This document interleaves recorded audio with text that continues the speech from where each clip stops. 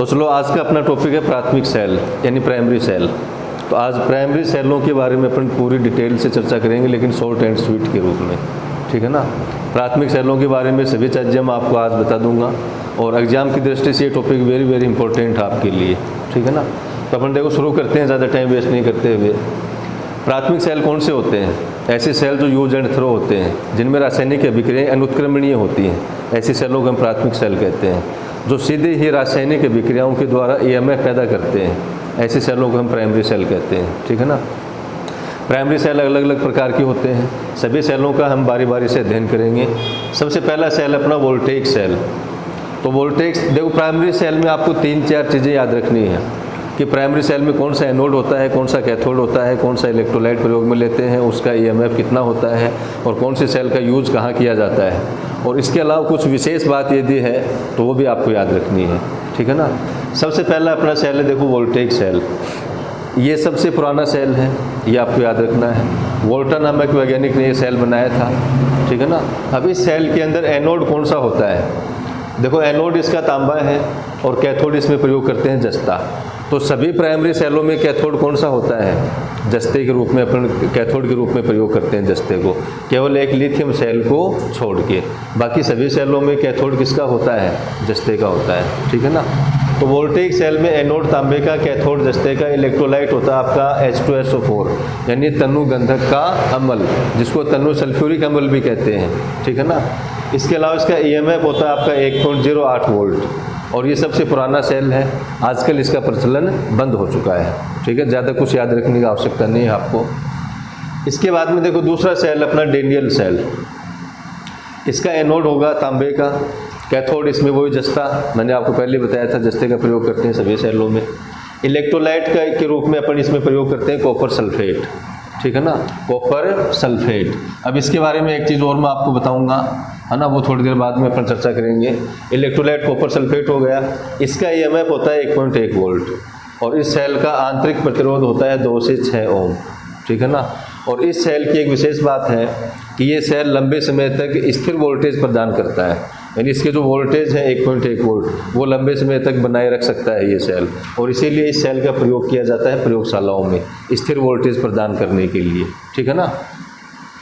यहाँ पे देखो मैंने आपको बताया था कॉपर सल्फेट के बारे में, तो कॉपर सल्फेट को यहाँ पे इलेक्ट्रोलाइट के रूप में प्रयोग करते हैं और इस सेल के अंदर कॉपर सल्फेट आपका विध्रुवक के रूप में भी काम करता है, ये भी ध्यान रखना आप। कॉपर सल्फेट जो है वो यहाँ पे विध्रुवक के रूप में भी कार्य करता है, ये भी आपको याद रखना है। वैसे विध्रुवक के रूप में आपसे यदि पूछा जाता है कॉमनली नॉर्मली सभी सेलों के बारे में, तो आप कहोगे मैग्नीज डाइऑक्साइड का प्रयोग करते हैं विध्रुवक के रूप में, लेकिन डेनियल सेल के अंदर कॉपर सल्फेट ही विध्रुवक का कार्य भी करता है इलेक्ट्रोलाइट के साथ साथ, ठीक है। इसके बाद में देखो तीसरा सेल अपना लेक्लांची सेल। लेक्लांची सेल जो वो अम्ल रहित सेल है। ऊपर वाले दोनों सेल अम्लीय सेल होते हैं, जबकि लेक्लांची सेल अम्ल रहित सेल होता है, ये ध्यान रखना आप, ठीक है ना। इसके अंदर एनोड के रूप में कार्बन का प्रयोग करते हैं, कैथोड वही जस्ते का प्रयोग किया जाता है सभी सेलों में, और इसके अंदर इलेक्ट्रोलाइट के रूप में किसका प्रयोग करते हैं? NH4Cl यानी अमोनियम क्लोराइड का प्रयोग किया जाता है इलेक्ट्रोलाइट के रूप में। इसका ईएमएफ होता है 1.46 वोल्ट और इसका आंतरिक प्रतिरोध होता है 2 से 5 ओम, ठीक है ना। ये इसके कुछ डाटा हैं। अब इसके बारे में एक विशेष बात मैं आपको बताता हूँ कि लेक्लांची सेल जो है वो आपको रुक रुक कर विद्युत वाहक बल प्रदान करता है। किस प्रकार से? रुक रुक कर, ठीक है ना। तो रुक रुक कर विद्युत वाहक बल प्रदान करने वाला सेल कौन सा होता है? आपका लेक्लांची सेल होता है। और इसके पीछे कारण क्या होगा कि इसके अंदर जो विध्रुवक के रूप में अपन मैग्नीज डाइऑक्साइड का प्रयोग करते हैं, वह हाइड्रोजन के साथ में क्रिया करके हाइड्रोजन गैस को समाप्त करता है। तो विध्रुवण की क्रिया तो इसके अंदर धीरे होती है, लेकिन हाइड्रोजन गैस बनने की क्रिया तेजी के साथ में होती है। तो हाइड्रोजन गैस एडवांस में इसके अंदर पड़ी रहती है, जिसके कारण से ध्रुवाच्छादन दोष पैदा हो जाएगा और सेल आपको रुक रुक कर ईएमएफ प्रदान करता है। ये इसकी एक विशेष बात है, एग्जाम में कई बार क्वेश्चन पूछा जाता है ये भी, ठीक है ना। इसका प्रयोग कहाँ किया जाता है? अब देखो ये रुक रुक कर ईएमएफ देता है, तो ऐसे स्थानों पर इसका प्रयोग करते हैं जहाँ पे हमें रुक रुक कर ईएमएफ की आवश्यकता होती है, यानी लगातार सप्लाई की आवश्यकता नहीं होती।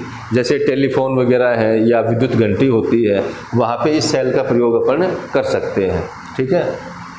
इसके बाद में देखो शुष्क सेल यानी ड्राई सेल बहुत ही कॉमन सेल है, अपन बहुत ज़्यादा यूज़ में लेते हैं। प्राइमरी सेलों में सबसे ज़्यादा यूज़ में इसी सेल को लेते हैं, ठीक है ना।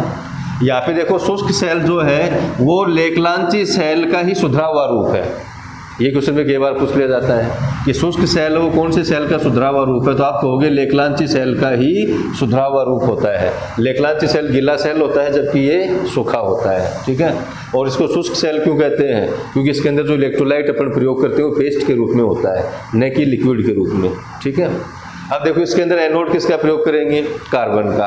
कैथोड इसके अंदर जस्ता होता है, जस्ते का एक पात्र बना हुआ होता है, उसको अपन कैथोड के रूप में प्रयोग में लेते हैं, ठीक है। और इसके अंदर इलेक्ट्रोलाइट के रूप में प्रयोग किया जाता है आपका ammonium chloride plus zinc chloride plus plaster of Paris. इन तीनों को मिला के एक पेस्ट बना लेते हैं, लुगदी टाइप में बना लेते हैं, उसका प्रयोग अपन इलेक्ट्रोलाइट के रूप में करते हैं, ठीक है ना। यहाँ पे इस सेल के अंदर द्विध्रुवक के रूप में किसका प्रयोग किया जाता है, तो देखो द्विध्रुवक के रूप में वैसे तो मेन द्विध्रुवक मैग्नीज डाइऑक्साइड होता है, लेकिन उसके अंदर अमोनियम क्लोराइड है ना, मैग्नीज डाइऑक्साइड, कार्बन और जिंक क्लोराइड, इनका मिश्रण प्रयोग किया जाता है, वो द्विध्रुवक के रूप में होता है, ठीक है ना। इसका EMF 1.5 वोल्ट होता है और इसका आंतरिक प्रतिरोध बहुत कम होता है, लगभग 0.2 ओम से 0.4 ओम के बीच में, ये इसका आंतरिक प्रतिरोध है, ठीक है ना। यदि आपसे पूछा जाता है तो वैसे तो कम ही पूछते हैं, लेकिन कई बार पूछ लिया जाता है। इसका प्रयोग अपन करते हैं सामान्य कार्यों में, जैसे रेडियो वगैरह है, टॉर्च है, आपके छोटे खिलौनों वगैरह होते हैं उसके अंदर भी इसका प्रयोग कर सकते हैं, दीवार घड़ी वगैरह होते हैं वहाँ पे अपन इसका प्रयोग कर सकते हैं, ठीक है ना। तो वहाँ पे इस सेल का प्रयोग किया जाता है। इस सेल में कोई दोष नहीं पाया जाता है, ये भी ध्यान रखना आप, न तो इसमें ध्रुवाच्छादन दोष होता है और न ही स्थानीय क्रिया दोष इसके अंदर पाया जाता है, ठीक है। और ये जो सेल है ये आपको अलग अलग आकारों में मिलता है, इसके अलग अलग आकार होते हैं फिजिकली, भौतिक रूप से अलग अलग साइज में मिलता है ये, ठीक है ना। सबसे बड़ी साइज जो होती है उसको अपन D द्वारा दर्शाते हैं, सबसे बड़ी जो साइज है उसको D द्वारा, ठीक है ना। उससे छोटी साइज को C द्वारा, और यानी सबसे बड़ी साइज D, मध्यम साइज हो गई आपकी C, ठीक है। छोटा आकार हो जाएगा आपका AA, और अत्यंत छोटा आकार जो होता है उसको अपन AAA द्वारा दर्शाते हैं। यानी सेल की बॉडी के ऊपर ये अंग्रेजी के अक्षर लिखे भी होते हैं इस तरह के, ठीक है ना, और इन आकारों में अपन इस सेल को दर्शाते हैं और इसके अनुसार इसके अलग अलग उपयोग होते हैं। उसके बाद में देखो मरकरी सेल। मरकरी सेल को अपन बटन सेल भी कहते हैं, क्योंकि इसका आकार बटन के समान होता है, इसलिए इसको मरकरी बटन सेल भी कहते हैं। इसको कॉइन सेल भी कहा जाता है, कॉइन सेल, ठीक है ना। इसका अन्य नाम होता है कॉइन सेल, यानी इसका आकार कॉइन के समान होता है, सिक्के के समान, ठीक है ना, इसलिए इसको कॉइन सेल भी कह देते हैं, ये भी ध्यान रखना आप। फिर इसके अंदर देखो आपका एनोड किसका प्रयोग करते हैं, HgO, यानी मर्क्यूरिक ऑक्साइड का एनोड इसके अंदर प्रयोग किया जाता है। कैथोड इसमें प्रयोग करते हैं जस्ते का, ठीक है ना, जस्ते का चूर्ण होता है वो कैथोड के रूप में, और HgO मर्क्यूरिक ऑक्साइड का चूर्ण जो है वो एनोड के रूप में प्रयोग करते हैं। फिर देखो इलेक्ट्रोलाइट इसके अंदर होगा आपका पोटेशियम हाइड्रोक्साइड यानी KOH, ठीक है। और इसका EMF होता है आपका 1.35 से लेके 1.4 वोल्ट।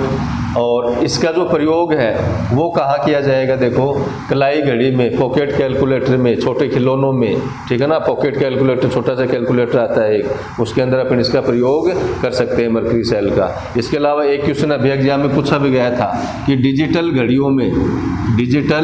घड़ियों में किसका प्रयोग किया जाता है, तो सामान्यतः डिजिटल घड़ियों में मरकरी सेल का प्रयोग किया जाता है, ठीक है ना, मरकरी सेल का प्रयोग किया जाता है ना।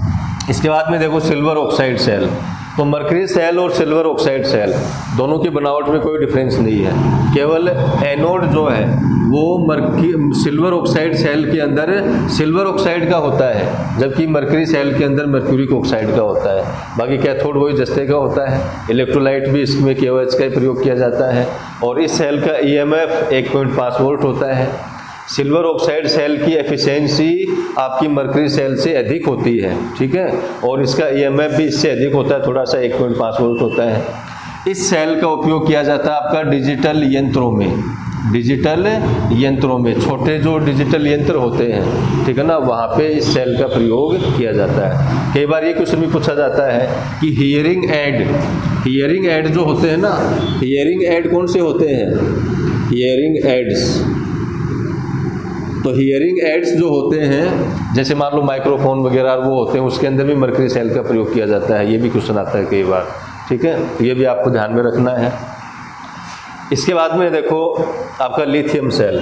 तो अभी तक हमने जो सेल पढ़े हैं 6 प्रकार के, वो सारे के सारे आपके नॉन रिचार्जेबल सेल होते हैं, यानी यूज एंड थ्रो सेल होते हैं, ठीक है ना। उनको आपने यदि एक बार काम में ले लिया तो फिर आपको डिस्चार्ज होने के बाद में फेंकना पड़ता है। जबकि लिथियम सेल एक ऐसा प्राइमरी सेल है जो रिचार्जेबल होता है, यानी इसको आप बार बार चार्ज कर सकते हो, ठीक है ना, फिर भी इसको प्राइमरी सेल में ही माना जाता है। तो देखो लिथियम सेल के बारे में अपन बात करें तो इसमें एनोड होता है आपका कार्बन का, कैथोड लिथियम का प्रयोग किया जाता है और इसीलिए इसको लिथियम सेल के नाम से जानते हैं। अब देखो यहाँ पे कैथोड बाकी सभी सेलों में जस्ते का है, लेकिन लिथियम सेल में किसका है, लिथियम का। तो ये आपको एक डिफरेंस है, वो आपको याद रखना है, ठीक है। इसके बाद में इलेक्ट्रोलाइट के रूप में सल्फर डाइऑक्साइड का प्रयोग किया जाता है, SO2 का प्रयोग किया जाता है। इसका जो विद्युत वाहक बल होगा EMF वो 2.5 से लेकर 3.6 वोल्ट के बीच में होता है। एग्जाम में कई बार क्वेश्चन पूछा जाता है ये, है ना, तो उसके अंदर आपको लगभग एग्जामों में 2.5 वोल्ट लिखा हुआ मिलता है ऑप्शन के अंदर, तो आप ये कर सकते हो, नहीं तो 2.5 से 3.6 के बीच में आप इसका मान जो है वो कर सकते हो, ठीक है। लिथियम सेल का प्रयोग कहाँ किया जाता है, देखो मोबाइल के अंदर बैटरी के रूप में, ठीक है, iPod, iPhone, tablet, PC, laptop, इन सब की जो बैटरी होती है उसमें लिथियम सेल का ही प्रयोग किया जाता है। और ये जो सेल है या जो बैटरी है ये लिथियम आयन सेल के नाम से आती है, इसके अंदर लिथियम आयन सेल, ठीक है ना, लिथियम आयन सेल। तो यहाँ पे लिथियम सेल का प्रयोग आपने देख लिया, ठीक है ना। अब इसके बारे में 2-3 पॉइंट मैं आपको और बता देता हूँ लिथियम सेल के बारे में। पहला पॉइंट तो आपको ये ध्यान में रखना है कि सबसे लंबी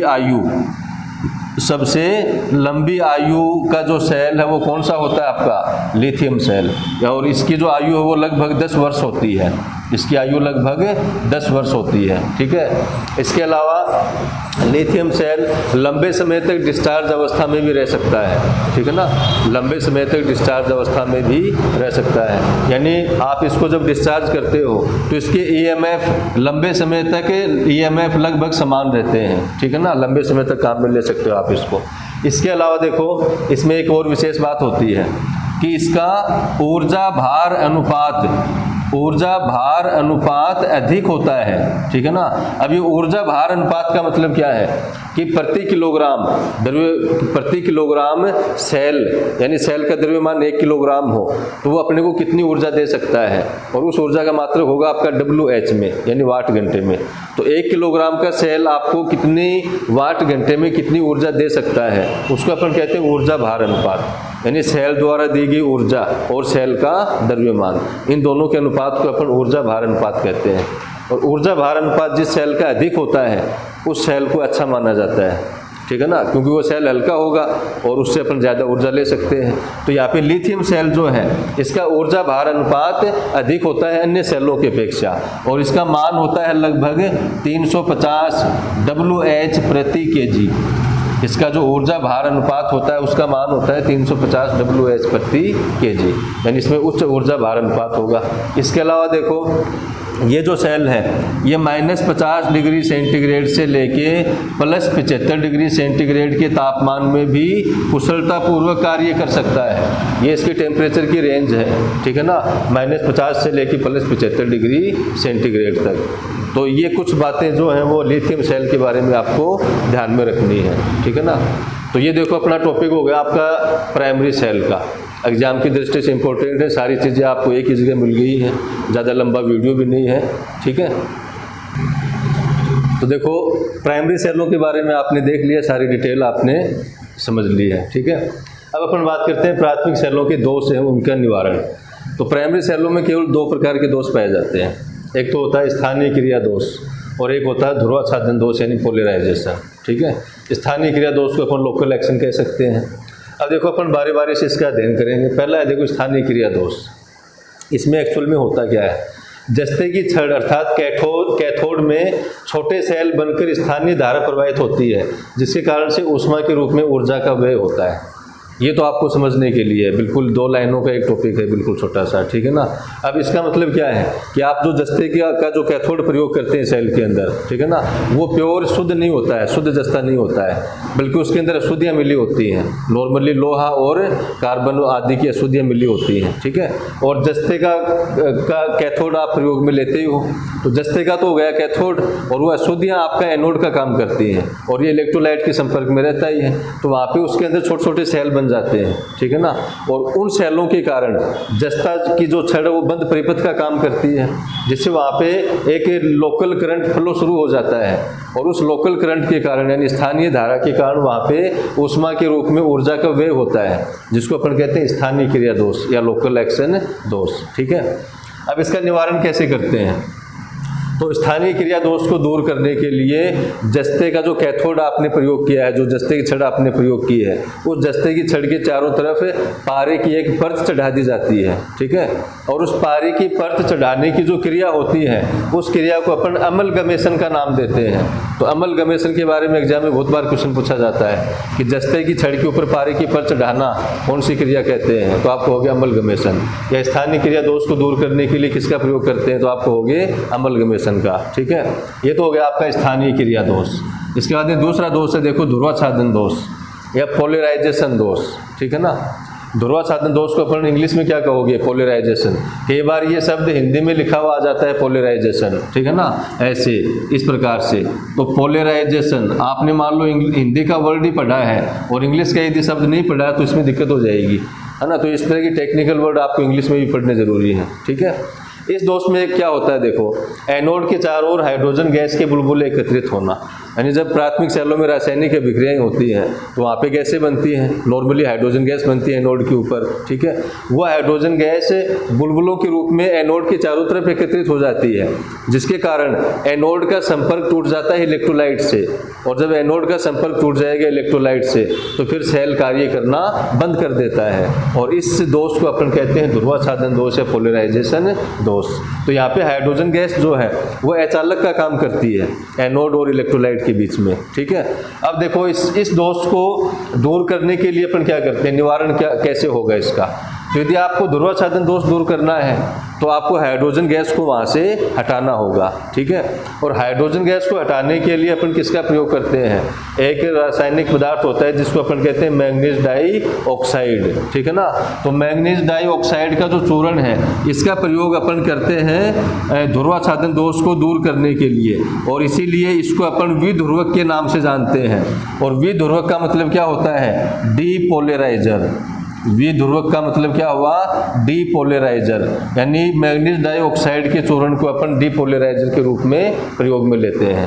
तो ये मैंगनीज डाइऑक्साइड का चूर्ण हाइड्रोजन के साथ में क्रिया करके और हाइड्रोजन गैस को समाप्त कर देता है, और जिससे ध्रुवाच्छादन दोष आपका दूर हो जाएगा, ठीक है।